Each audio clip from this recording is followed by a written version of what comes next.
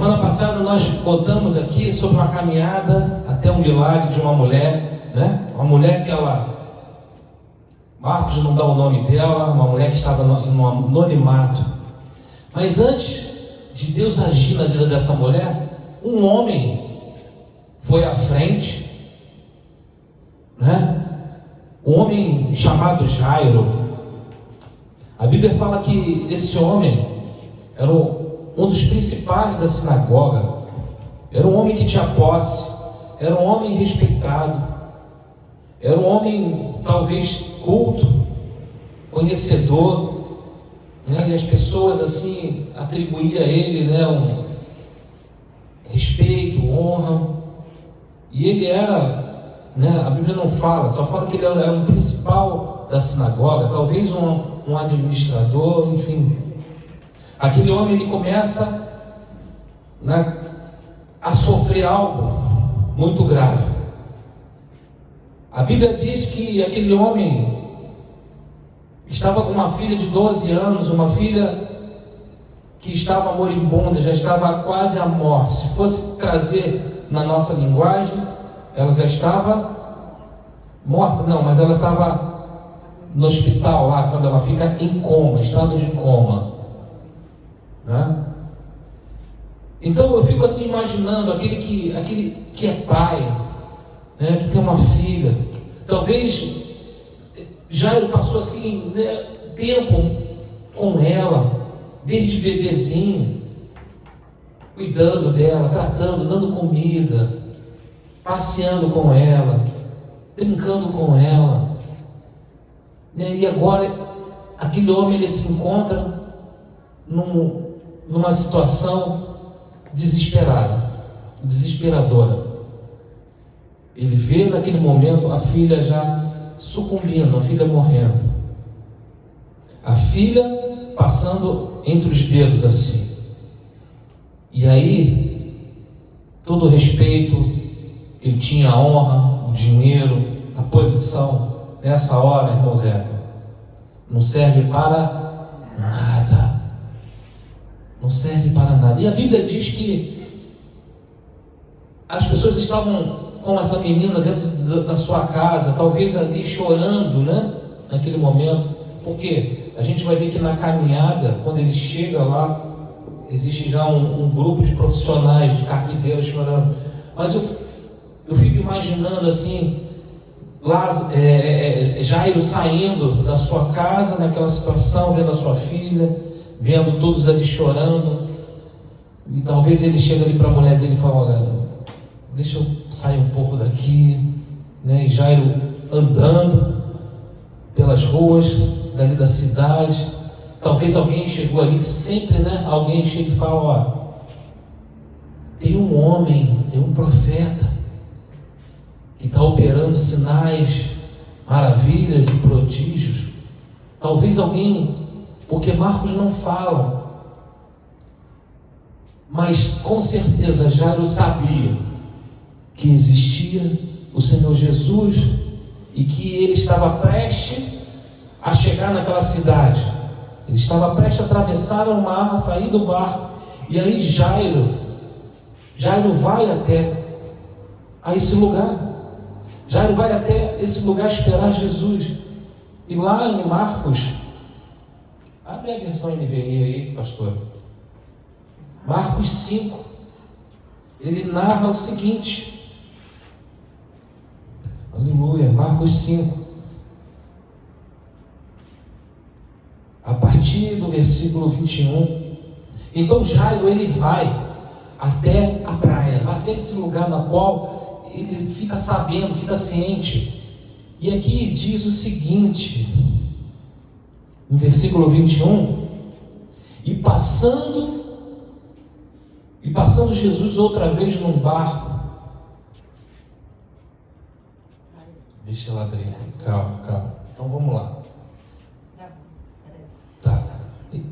Então abre sua Bíblia aí, Marcos 5, a partir do versículo 21. E eu fico imaginando assim, porque sempre juntava, aglomerava o que é a multidão.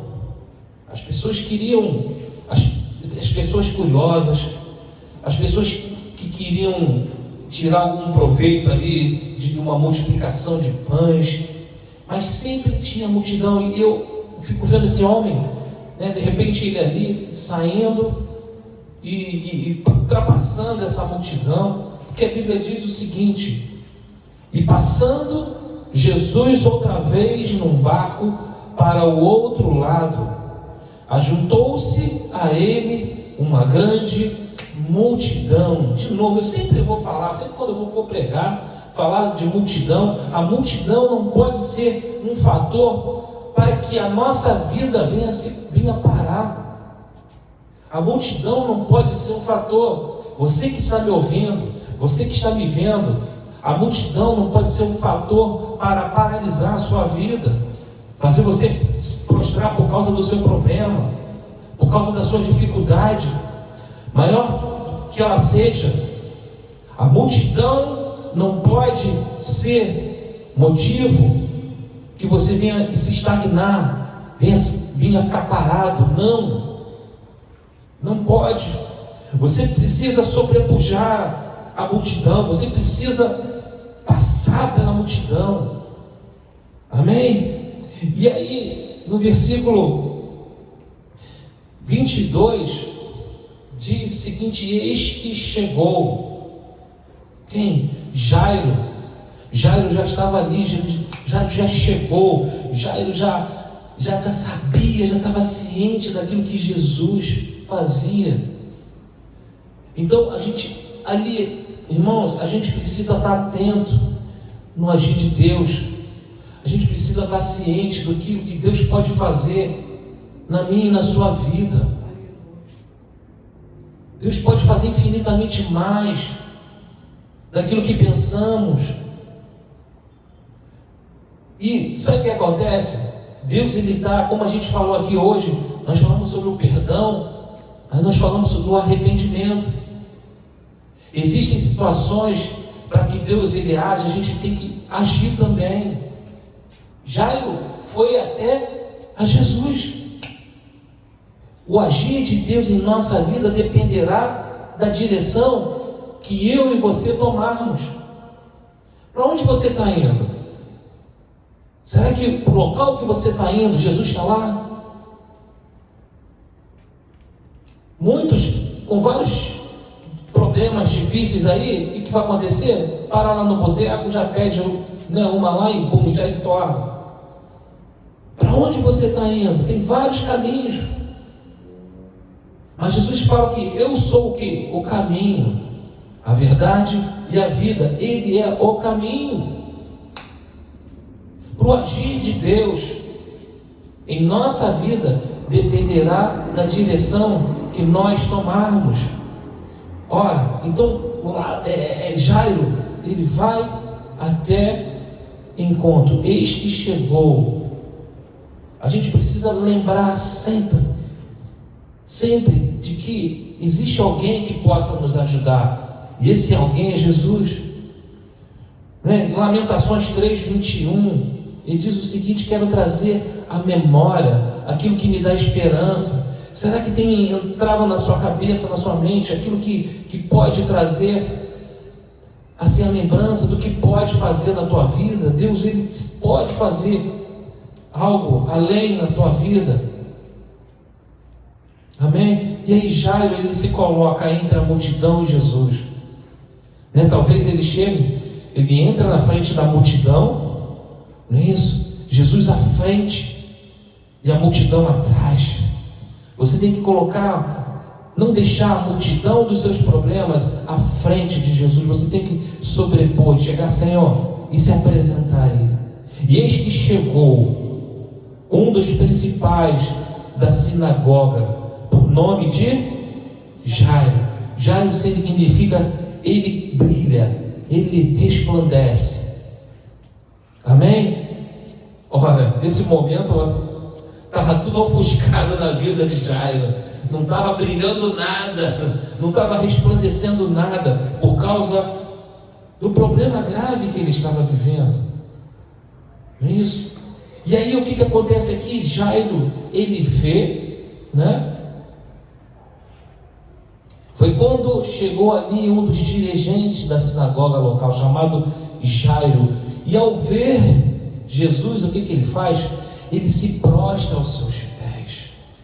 Vendo, prostrou-se aos seus pés. Ali ele, como pai, ele começa a suplicar pela sua filha. Ele começa ali a se encurvar. Ele começa a colocar diante de Jesus ali a sua incapacidade. Imagina para aquele homem como difícil era ele romper essa barreira. Porque ali, o que acontece? Não é que nem uma grande metrópole, não, que talvez ali ninguém estivesse te reconhecendo, não. Jairo era conhecido. Então o que acontece ali? Ele vence, ele se curva diante, né? Ele coloca assim: olha, eu não tenho capacidade. Ele se lançando aos pés de Jesus, ele mostra a sua incapacidade, a sua limitação, e ao mesmo tempo a sua frustração. A sua frustração porque todo o poder que ele tinha na mão, ele não tinha capacidade de resolver o problema que era o quê? Trazer a vida da sua filha. Não tinha. Ele apresentou ali. Amém? A frustração, ela não pode nos impedir de crer naquilo que Deus pode fazer. Muitas das vezes a gente fica abatido porque ficamos frustrados, porque o que sai da nossa mão, talvez a resolução de um problema, não conseguimos resolver o problema, e aí às vezes a gente fica até envergonhado. Mas esse homem, ele suplica, esse homem se prostra diante de Deus, aos seus pés. E aí a Bíblia vai falar no versículo 23, que ele fazia o quê? Ele rogava-lhe muito, ele pediu aos prantos. Querido, ali naquele momento ele quebra todos os tabus ali. Eu não quero nem saber o que vão pensar de mim. Não é isso? Ele começa a pedir ajuda a Jesus publicamente. Ele começa ali a falar, ele não está nem mais aí na reprovação dos líderes religiosos em vê-lo. Ele quebra isso. A reprovação dos amigos, de todos ali, ele rompe aquilo com o quê? Com prantos e com insistência. Às vezes a gente começa a orar, daqui a pouco a gente pega no sono, a gente deixa para lá, a gente esquece. Tá bom, essa é a minha vida mesmo. Mas não, ele pediu aos prantos, com insistência, ele rogava muito, dizendo: minha filha pequena está à beira da morte. Ele fala: Jesus, por favor, vem, por favor, impõe as tuas mãos sobre ela, só isso que eu te peço, vem comigo, não é isso? Para que seja curada e viva, vem. Eu falei semana passada que Jesus, ele é acessível. Às vezes a gente pensa que Jesus, Deus é um velho bonachão que está lá no céu com um cajado na mão, querendo dar cajadada nas pessoas. Não, Deus, ele é acessível, e esse acesso nós temos através de Jesus. Você que nos ouve aqui, você tem um acesso. O acesso foi dado através do sacrifício de Jesus, através da morte e ressurreição de Cristo. Você tem um canal livre acesso, que a multidão ela não pode te impedir. Você tem livre acesso. É interessante, né, que o desespero, né? Você pode ter tudo na tua vida, mas quando você tem um problema, ainda mais de morte, brota logo dentro de nós o quê? A desesperança. O desespero começou a a vir sobre esse homem, mas ele consegue o quê? Sobrepor o desespero, rogando a Jesus, indo até o mestre, indo até a pessoa certa. O desespero faz sobrepor o que? Até os seus preconceitos. É o que eu falei. Imagina, porque existia ali na sinagoga, naqueles homens ali, um preconceito acerca de Jesus. Então ele vence o preconceito, o seu orgulho. Amém? Ele roga, ele pede: Senhor, vá até minha casa e põe as tuas mãos sobre a minha filha, para que ela sare e viva. Aquele homem, ele tinha uma convicção de que a ação de Jesus era eficaz. Nós precisamos crer nisso, que a ação de Jesus, ela é eficaz. Ela é eficaz. Muitas das vezes a gente não crê nisso, na eficácia do poder de Deus. Nós somos incrédulos. É verdade. Parece que a gente fica estagnado porque a gente olha, mas não tem mais jeito não, a gente tem que ir e ver.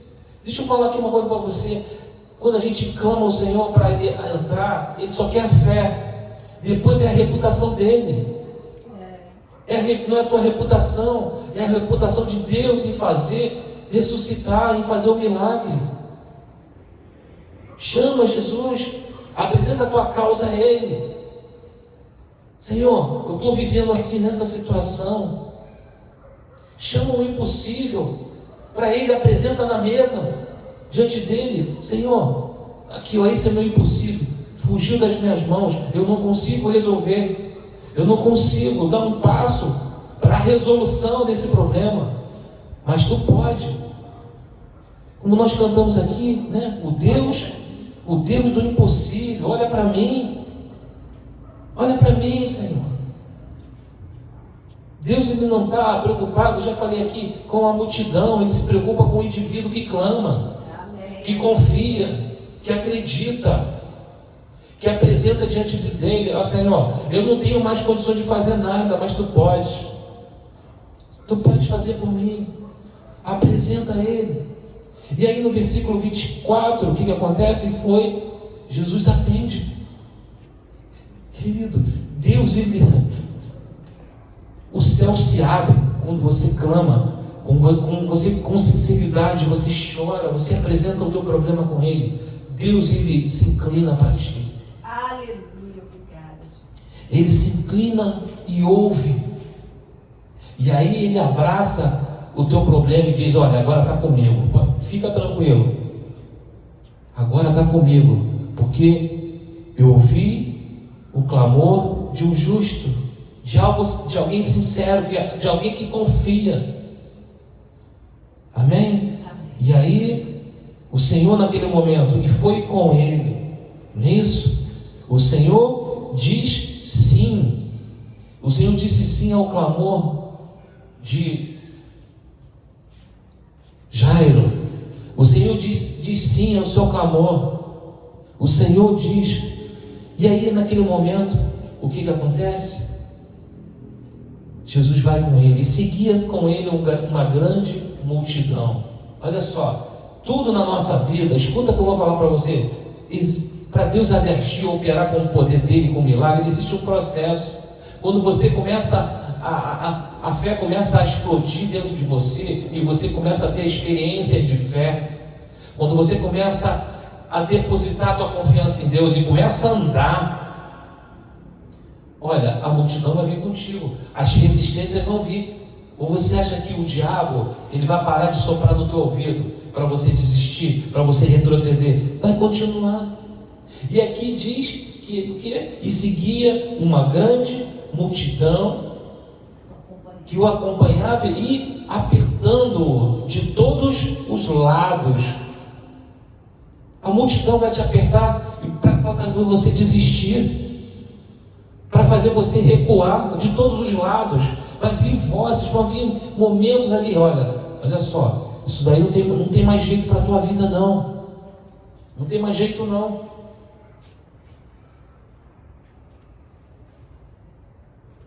Esquece isso. Esquece essa parada de Deus. Esquece esse negócio. Tu tá ficando fanático, rapaz. Tu acha que tu tá ficando maluco, tu tá ficando doido. Não existe Deus, muito menos aquele que se importa com você. Não. A multidão vai apertar. A multidão vai apertar. Mas o Senhor diz sim ao teu clamor. Amém? E foi com ele. E seguia uma grande multidão. E aí, o que acontece nesse texto? Vai entrar mais uma personagem. Que Deus ele vai parar no momento da caminhada. Para o quê? Para curar a mulher do fluxo de sangue. Não é verdade? E eu fico imaginando. O Senhor resolveu ir com Jairo até a casa dele para curar. E aí, o que acontece naquele momento? A gente viu semana passada, você se lembra? Que ele vai, a mulher toca na orla de Jesus, Jesus para naquele momento.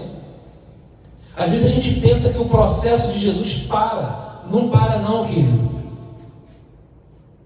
O propósito que ele tem quando você experimenta a fé, você depende dele, o processo nunca para. Às vezes a gente pensa que para, mas não para. Ela continua andando. O processo continua andando. Às vezes a gente pensa que para, mas não. E aí naquele momento lá, Jesus ele para, o que aconteceu? E a gente sabe ele que saiu o poder, e aquela mulher foi o que? Curada. Querido, nesse trajeto, escuta o que eu vou falar. Nesse trajeto, Deus ele vai o que? Estimular a nossa fé, até chegar ao final do propósito. O que ele fez ali, que Jesus fez ali, naquela cura, tudo tem um propósito, querido. Tudo tem um propósito. Naquele momento, Jesus poderia estar falando assim para Lázaro, ou para Jairo: tu está pensando que está demorando? Não está demorando não. Esse momento aqui, eu estou estimulando a tua fé. Porque, olha o que vai acontecer mais à frente. Eu estou conjecturando, não falou nada disso não. Mas Jairo poderia estar naquele momento assim: meu Deus, e agora? Minha filha vai morrer. Jesus parou aqui. A Bíblia não fala o tempo que Jesus ficou ali, se ficou minutos, se ficou uma hora, não fala. Jairo já estava ali, está demorando muito. Ele parou para atender outra pessoa. Daqui a pouco ele vai parar para atender outra pessoa. Daqui a pouco vai vir um cego, daqui a pouco vai vir um oprimido, daqui a pouco vai vir um endemoniado. E agora, o que vai fazer? Mas não. No momento que Jesus está caminhando, a gente pensa que para, não, é o processo. E aí, mediante a cura daquela mulher ali, foi para estimular a fé de Jairo. Foi para estimular. E aí, depois disso tudo, vamos lá para o 35. A gente vai pular toda essa parte da mulher anônima. E aí, o que acontece aqui no versículo 35, irmão Zé? Estando ele ainda falando, eles vieram conversando. Ali, Marcos ainda não fala o que eles estavam conversando. Mas a Bíblia fala que enquanto Jesus ainda estava falando, ali, chegaram o quê? Algumas pessoas, vindo da onde? Da casa de Jairo. Vieram pessoas de lá da casa de Jairo, o dirigente da sinagoga. E a quem informaram? Eles pararam. E aí aparece uma Laíde, notícia ruim, né? Já vem logo a notícia ruim aqui. A tua filha está morta. A tua filha está morta. A ocasião natural da cura, meu querido, olha só, não impede a necessidade de ressurreição do poder de Deus. Você não pode ficar preso nas coisas naturais, nas informações naturais que chegam no teu ouvido. Você não pode ficar preso a esses burburinhos que chega a respeito da presença de Deus. Deus, Ele pode fazer. Você sabe que Deus pode fazer. Deus está falando contigo. Deus está andando contigo, ministrando na tua vida. E aí, você não pode tirar o foco, tirar a tua atenção de burburinho. O que você falou, minha filha? Se foi, não, você não pode dar crédito àquilo que está ao contrário, que é ao contrário da voz de Deus, daquilo que Ele falou para você, do comando de Deus. Deus, Ele não se acomoda com qualquer tipo de resignação. Você sabe o que é resignação? Não sabe não? Então vamos lá. A resignação é estar submisso à voz de uma outra pessoa. Jesus, Ele não está nem aí para qualquer tipo de resignação de qualquer uma pessoa, não. Jesus, Deus, Ele não ouve, Ele não está nem aí à vontade, à submissão, à vontade de alguém, não. Quando a gente anda com Ele até chegar ao final, nós temos que ter a convicção, nós precisamos ter a convicção dos fatos. Qual era o fato? Minha filha vai ser curada, meu problema vai ser resolvido. A convicção que tenho sobre os fatos que não vejo me fará chegar até o final. Qual é o fato? A fé é o firme fundamento das coisas que esperam, e a convicção de fatos que estão por vir ou que não vejo. É simples dessa maneira, é simples sim. É só eu ter atitudes, experiências de fé. Amém? Então a gente tem que colocar na cabeça: eu não vou desistir e não vou recuar com aquilo com um alarido. Poderia ter, no natural, é verdade? Verdade. Ela tinha morrido? Sim. Com certeza. Porque a gente vai ver que quando ele chega lá, existem as carpideiras. Os irmãos sabem o que é as carpideiras? Sabem, né? Aqueles profissionais que choram lá. E ele tinha contratado também, não está aqui, mas naquela época os judeus que tinham posse contratavam o quê? As carpideiras e contratavam os flautistas. Tinha também a bandinha lá, irmãos, a tocar lamentações, choro. Então, nós não podemos ficar presos a resignações, não. Ficar submisso à vontade natural. Morreu. Mas qual é a palavra? Qual o comando que Deus deu para a sua vida? O que vai prevalecer? A palavra de Deus ou a resignação de outros que vêm no teu ouvido sempre dizendo que você não vai conseguir, que esse problema não vai perdurar ainda mais tempo na tua vida, que isso já fede mal, já está morto, não tem mais jeito. A decisão, irmãos, a decisão que nós tomamos em Cristo não pode paralisar, a gente não pode deixar a oposição nos paralisar na decisão que tomamos com Cristo. Não pode. A decisão que tomamos em Cristo precisa prevalecer sobre esses fatos. Era um fato natural? Era. Não estou falando aqui que a filha dele não tinha morrido. Não tinha morrido, irmãos. Só que qual era o fato? Qual era o fato? E aí, chega, e aí nesse texto eu falo o quê? Vamos ler de novo. Enquanto Jesus andava, estava falando com ele, chegaram algumas pessoas vindo da casa de Jairo, o dirigente da sinagoga, que informaram: tua filha já está morta. E aí, o que ele completa? Não adianta mais incomodar o mestre. Não adianta. Por que você incomoda? a Deus? Por que você está incomodando a Deus? Deus está lá no trono dele, lá quietinho. Não adianta você ficar aí falando, berrando. Não adianta você fazer as suas orações. Não adianta você fazer o seu jejum. Não adianta você buscar a Deus. Já era o teu problema. Está morto.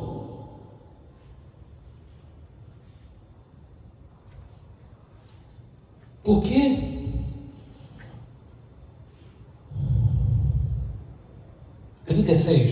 E Jesus, o que acontece ali? Jesus, ele ouve essa pessoa chegar até Lázaro, escuta essa pessoa falar isso para Lázaro, mas Jesus não deu o quê? Atenção àquelas notícias, e voltando-se para o dirigente, voltando-se ali para Jairo, não é isso? Encorajou, dizendo: olha só, Jairo, falaram isso tudo, não é isso? Meu filho, deixa eu te falar aqui uma coisa. Não temas. Então somente continua crendo. Amém? E aí, você tem uma escolha. Você vai escolher o que? A voz de um amigo? De repente pode ser um amigo que chegou de lá da casa dele. É claro, se estava dentro da casa, você vai escolher a voz de um amigo ou a voz de Deus para a tua vida? Qual a escolha? Acreditar num amigo ou acreditar em Jesus? Amém? A palavra de Jesus, deixa eu falar, faz toda a diferença. Quando você confia, você crê na palavra, faz toda a diferença. Faz toda a diferença. Quando Jesus ele fala assim: não temas, crê somente, né? Existe uma outra tradução que diz o seguinte: pare de ficar amedrontado. Para de ficar. Continua apenas confiando. Abre em João 14:1. Continue apenas confiando. Para de estar amedrontado. Não fica ouvindo. Não permitais que o vosso coração se preocupe. Crede em Deus e crede também em mim. Isso é a fala de Jesus, não é isso? Não permitais que o vosso coração fique preocupado. Não fique preocupado com os alaridos que vêm nos seus ouvidos. A gente acorda, às vezes dá uma palpitação, né? Às vezes no teu coração assim: e vou morrer. Quem disse que tu vai morrer? O Senhor disse que você vai morrer? Não. Então você precisa confiar no Senhor. Pare de ficar amedrontado. Volte lá ao texto. Jesus, o que ele faz? Ele censura o medo e encoraja a fé. É isso que ele estava fazendo para Jairo. Jairo, não tema, crê somente, não fica com medo não. Ele naquele momento ele estava censurando o medo, encorajando a fé dele. Continua, vai lá. Amém? Glória a Deus. Estar ao lado de Jesus sempre nos trará segurança, querido. Por isso que a gente tem que estar, quando a gente está focado nele, Deus ele liberou a palavra, na qual ele vai agir na minha e na sua vida, resolvendo o que tem que resolver. Precisamos estar sempre com ele, porque sempre estando do lado dele, nós vamos o que? Sempre estar confiando nele, sempre confiando nele. Não dá para desistir, não dá para recuar. Vamos estar ao lado de Jesus, sempre vai trazer segurança. Amém? E aí o que acontece? 37. E não permitiu que alguém, ordenou que ninguém o acompanhasse a não ser Pedro, Tiago e João, irmão. Naquele momento que ele recebe aquela notícia, o que Jesus faz? Ele já dispensa a multidão, manda a multidão embora, e já tira todos os obstáculos da tua vida. Por quê? Porque vai ter um momento, um momento ápice de resiliência, ou não, sua e minha, de confiar, de acreditar nele ou não, de continuar andando com ele ou não. E aí, já ele poderia chegar, tchau Jesus, eu vou, e sair dali chorando a beça junto com um amigo dele, mas não. Ele acreditou, ele confiou, e aí Jesus, ele viu que ele já tinha dado mais um passo de fé, mais uma experiência de fé que ele tinha passado. Ele falou, não, agora eu vou começar a aliviar. Começou a tirar um montão de gente, começou a tirar a multidão. E aí agora Jesus, ele pega Pedro, Tiago, João e mais, já ele começa a andar. Amém? Vocês estão entendendo? Precisamos entender que esse andar com Jesus até o final, até o que aconteça, o improvável, tem que ir até o final. Não adianta. Paulo, ele fala o quê? Combati o bom combate. Tem que ir até o final. Pô, imagina, você está correndo, pô, ainda tem gás em você quer parar. Está chegando a tua bênção e você quer parar, quer chutar o balde.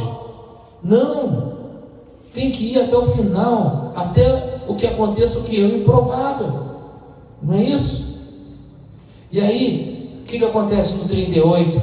E tendo chegado, agora chegou a casa, chegou onde estava o problema, e tendo chegado à casa do principal da sinagoga, Jesus, ele observa o quê? Uma grande agitação. Jesus, ele observa naquele momento ali, amém? Que estava ali o quê? E aí, Jesus chegando à casa do principal e viu o alvoroço e os que choravam muito e pranteavam. Ali naquele momento ele vê grande rumor, ele vê uma grande confusão causada pela incredulidade. Pessoas chorando, flautista tocando, gente chorando direto, familiar, parente, um alvoroço só. Jesus, ele observa toda aquela situação, aquele grande rumor, não é isso? E aí a Bíblia fala, vamos lá, assim que chegaram à casa, 38, assim que chegaram à casa do dirigente da cidade, Jesus, ele observou grande agitação, com muitas pessoas consternadas, chorando e se lamentando em alta voz. 39, ao entrar na casa, lhe questionou. Jesus viu aquilo tudo, e aí Jesus, ele faz uma pergunta: por que estáis em alvoroço e pranteais? Estavam pranteando, estão naquele alvoroço, aquela choradeira, porque para eles já tinha tudo acabado, a menina estava morta.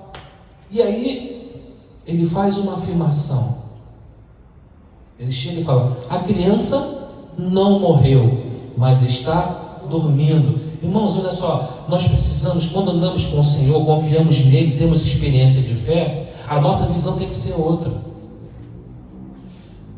Nós temos que ter, às vezes a gente tem uma visão de algo, né? Eu tenho uma visão daqui do chão. Quando eu estou ali, eu tenho outra visão.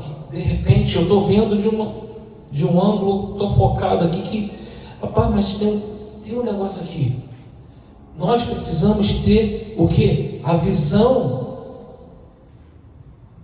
Amém? Daquilo. Jesus, ele estava naquele momento ali, quando ele falou que ela não está morta, Jesus, ele estava contrariando até o quê? O poder da natureza.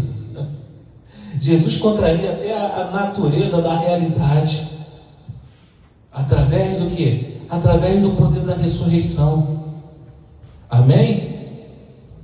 Ele tem poder para fazer qualquer coisa. A visão de Jesus está sempre ao contrário do que mostra a situação, irmão. O comando de Deus sempre mostrará além da situação. De repente, as pessoas, ou você está de um ângulo vendo, e que não tem mais jeito. Mas ele sempre vai olhar e olha, e vai falar: não está morta, mas dorme. Ela está dormindo, ok? E aí no versículo 40 é sempre assim: as pessoas que não têm a visão de Deus, elas vão o quê? E todos ali menosprezaram. Naquele momento ali as pessoas começaram a dar risada dele, menosprezaram o juízo feito por Jesus. Ele, contudo, o que ele faz ali? Ele mandou que saíssem, chamou para perto de si o pai e a mãe da criança, bem como os discípulos que estavam em sua companhia, e adentrou o recinto, entrou aonde a criança estava. Jesus, ele pega, vai Pedro, Tiago, João, o pai e a mãe somente. Ele vai, Jesus, ele naquele momento ali, ele chama em particular para poder o que? Manifestar o milagre àqueles que criam, aqueles que acreditavam. Amém? Então naquele momento ali, Jesus ele chama somente aqueles que estavam ali pranteando, aqueles que estavam clamando ali, que acreditavam que Jesus poderia confortá-los, chamando só eles ali, para ver realmente aquilo que Jesus ia fazer na vida daquela menina. Jesus ele entra aonde o problema está. Amém. Jesus ele entra. Aonde está o teu problema? Aonde é que está o teu problema? Jesus ele entra lá. Você está pensando que Jesus está lá no céu, longe do teu problema? Não! Ele entra aonde está o teu problema. Aleluia, obrigada. Ele está ali. Ele está ali.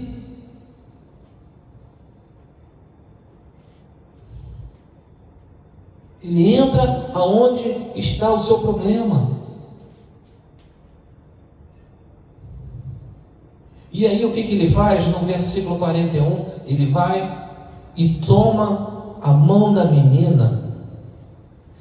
Naquele momento ali, Jesus ele está afirmando, confirmando mais uma vez que a compaixão era mais importante de que até a própria lei que eles viviam ali. Não é verdade? Então, pegando na mão da menina, ele vai e fala em aramaico, ele ordenou em aramaico, Talita cumi, que significa filhinha, eu te ordeno, levanta-te. Não é isso? Tomando a mão da menina, disse Talita cumi. Essa passagem menina no original é ovelha, né? Então o pastor ele tem um cuidado com a ovelha. Você não entendeu? Você é ovelha do pasto dele. Ele cuida de você quando te chama de filhinho, filhinha. É um cuidado especial que Deus tem pela minha e a sua vida. Amém? A te digo. Ele está assim, ó. Talita cumi. Está na hora de levantar, menina. Levanta. Pronto, tu já dormiu muito, tá? Pode levantar. Pode levantar aqui, ó. A sua mãe vai preparar uma comida gostosa para você. Está na hora de levantar. A palavra de Jesus é que prevalece. A última palavra é dele. A última palavra não é do homem. Amém. Não é do homem, irmão Zé. A última palavra é de Jesus. E deixa eu te falar uma coisa aqui. Olha só, Jesus não é mágico não. Ele não fez mágica aqui nesse momento não. Ele não liberou ali uma palavra, uma fórmula mágica não. Ele simplesmente ali ele usou da sua autoridade. Toda autoridade o Pai me deu, nos céus e na terra. Às vezes a gente pensa que Jesus é um mágico, liberou uma palavra mágica. Não. Naquele momento ali, ele usa a sua autoridade. E no versículo 42, o que aconteceu? Quando ele dá a ordem à menina, e no mesmo instante, Ele vai, ele chama aquela menina, a menina que tinha 12 anos de idade, já tinha o que? O entendimento, né? Ergueu-se do leito e começou a o quê? A andar. Diante disso, todos ficaram assombrados. Como é que pode isso? Deixa eu te falar uma coisa aqui, olha aqui para mim. A resposta da fé, ela é imediata, irmão. A resposta de Deus, ela é imediata para o comando de Deus. A resposta é imediata. Jesus deu agora, levanta, vai lá. A resposta não levantou simplesmente por causa dela, mas por causa do posicionamento de Jairo, da família, até da mulher. Porque a mulher pode, o que tu está fazendo aqui agora? Você saiu de casa, era para fazer alguma coisa? Ai não, ela acreditou. A Bíblia não fala, mas se Jesus chama ela, porque ela creu junto com o marido. E deixa eu te falar, eles eram uma só carne e espírito, e até na fé ali. Então o Senhor, Ele atendeu. O comando dele é muito mais poderoso do que uma morte física. E a menina se ergueu, e ela andava. E aí no versículo 43, não é isso? E mandou-lhe expressamente a que ninguém soubesse. Jesus não queria naquele momento, fazer conhecido aquele milagre ali. Jesus, ele não queria ser reconhecido como um simples, como é que dá? Aqueles homens que cura, né? Um curandeiro. Às vezes a gente não entende, mas por que Jesus não queria que falasse? Porque senão as pessoas iam pensar que ele era um curandeiro. Não, um operador de milagres. Não. E sim que as pessoas ouvissem o quê? A palavra de Deus. É por isso que o milagre,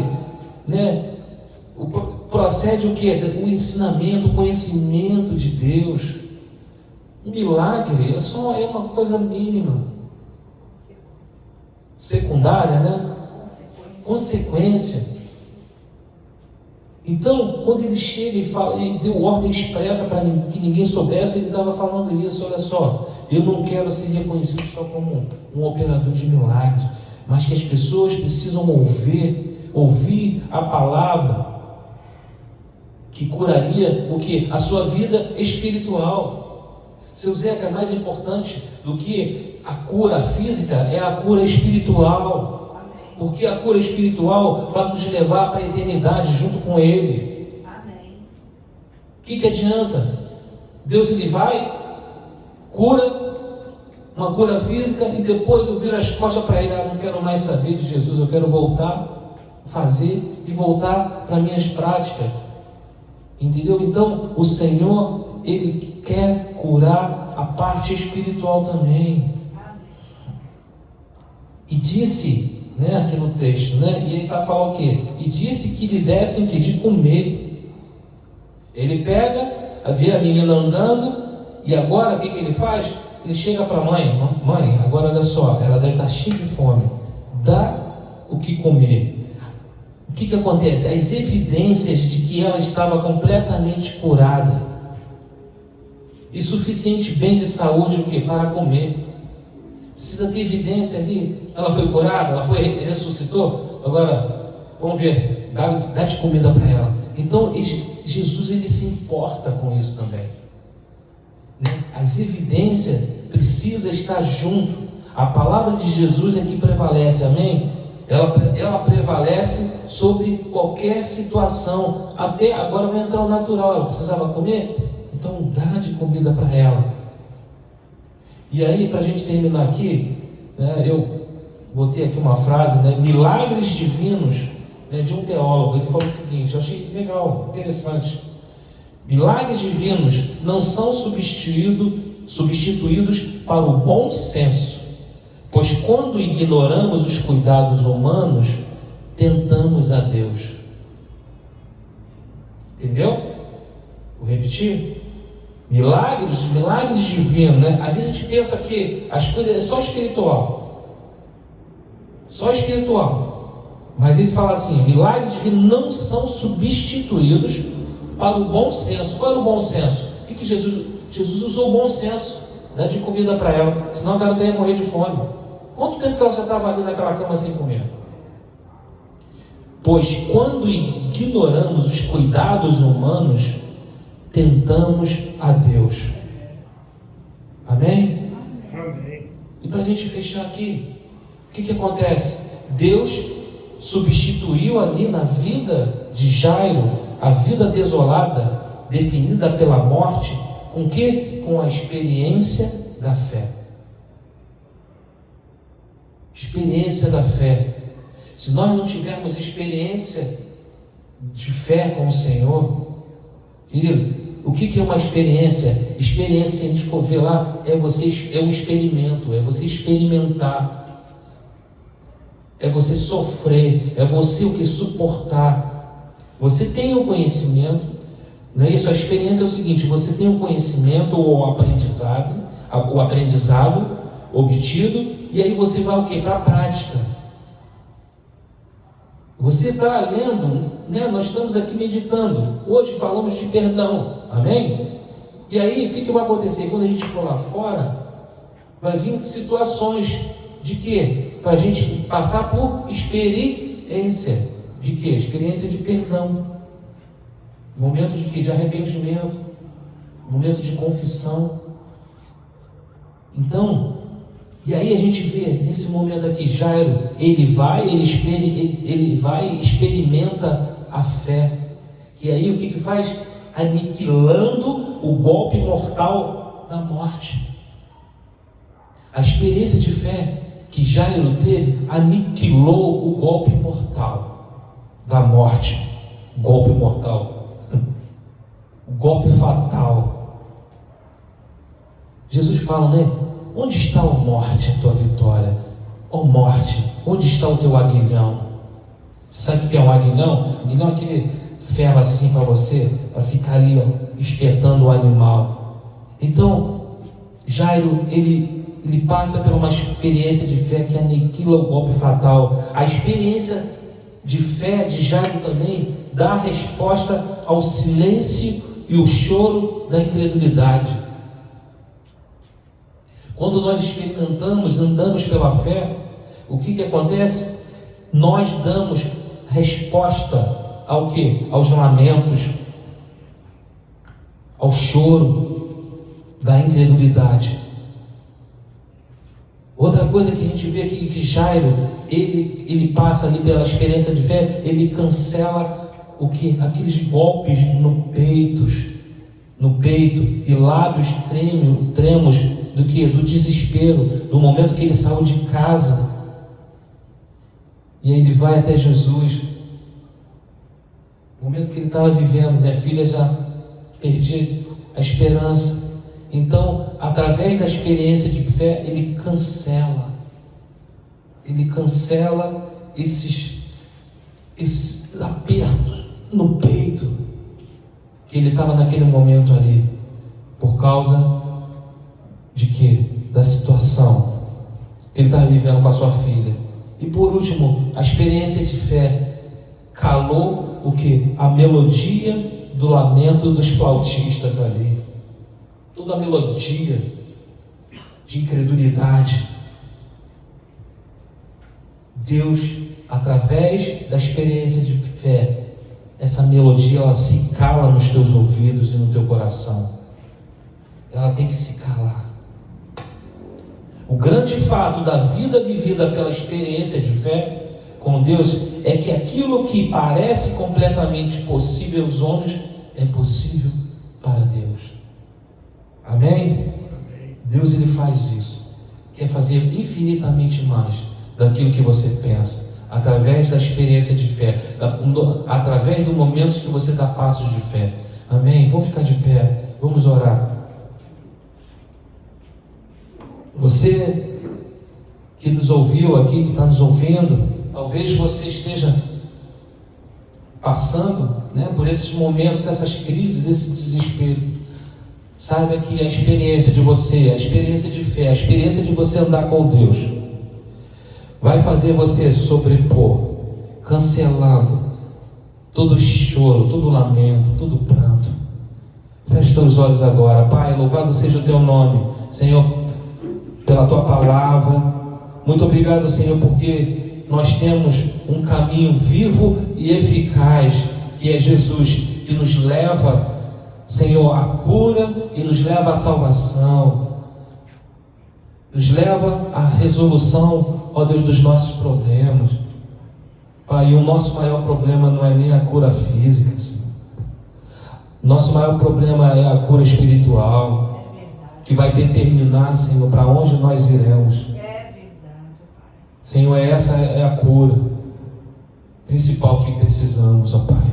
Ó Deus, e te pedimos, Senhor, nesta hora, todos aqueles que nos ouvem, todos aqueles que estão nos vendo aqui, ó Deus, que possam, ó Deus, dar passos nessa hora, ó Deus, se lançando aos teus pés, ó Deus, chorando aos teus pés, dizendo: Senhor, me socorre. Amém, Senhor. Me ajuda, Senhor. Me ajuda, Senhor, nessa situação no qual estou vivendo. Em nome de Jesus, Senhor. Em nome de Jesus. Olha, Senhor. Olha para esses, Senhor. Olha para nós, Senhor. Ajuda, Senhor. Amém. Ajuda, Pai. Senhor, libera a palavra, Senhor, de dizer assim: não temas, crê somente. Amém, Senhor. Não temas. Nesse momento o Senhor está dizendo para você: não temas, não se preocupe. Não deixe o teu coração apertado, mas crê somente. Amém, Senhor. Crê somente no meu comando. Só confie em mim, e o mais você vai ver eu fazendo. Amém. O mais você vai experimentar. Mesmo que chegue nos teus ouvidos outras vozes.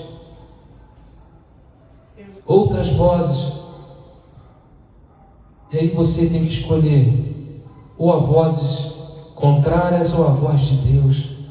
E nesta hora eu digo a você: escolha a voz de Deus. Amém. Mesmo que demore, mesmo que Deus nessa caminhada Ele pare para curar, para abençoar outras pessoas. Isso vai ser para fortalecer, para corroborar a tua fé nele. Pai, muito obrigado, Senhor, por esse momento que passamos aqui. Esteja conosco, nos direcionando, Senhor. Ó Deus, a experimentar toda a nossa vida possa ser uma experiência de fé, de dependência de Ti, em acreditar, em confiar e se lançar a Ti, Senhor. Em nome de Jesus, Senhor, nós abençoamos, ó Deus, as vidas que nos ouviram, ó Pai, e cremos que o Senhor vai fazer infinitamente mais daquilo que Ele pensa ou imagina. No nome de Jesus. Amém, amém. Levanta as suas mãos.